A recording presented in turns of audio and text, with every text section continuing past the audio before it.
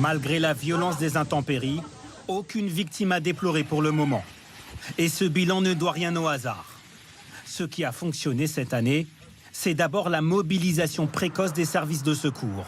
300 pompiers ont été déployés sur le terrain avant le début des inondations. Au bon endroit, au bon moment et avec le bon équipement, ils ont réalisé plus de 50 treuillages, rien que dans le Gard. On anticipe, alors ça c'est l'expérience un petit peu, hein, on ressent un petit peu les choses, les différents événements, comment ils arrivent, comment ils évoluent. Et c'est à partir de ce moment-là qu'on commence, on garde toujours un coup d'avance en fait. Ce qui a fonctionné, c'est aussi la prise en charge de ces passagers en gare de Vergès. Avant même que les voies soient inondées et impraticables, la SNCF a immobilisé leurs trains à quai. Ils ne sont donc pas restés bloqués. Les habitants du Gard ont, semble-t-il, retenu les leçons du passé. Dans le département, écoles et collèges ont reçu l'ordre de ne pas faire sortir les élèves.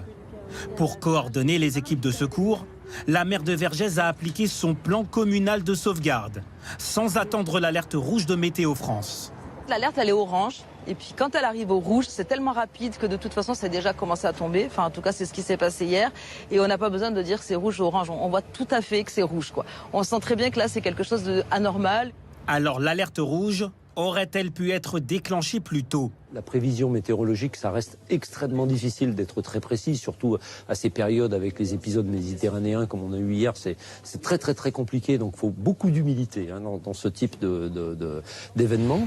Il n'existe pas de seuil qui déclencherait automatiquement une alerte. Météo France tient compte des précipitations attendues ou observées. D'autres critères sont aussi importants, comme la sensibilité locale, au vent et aux orages.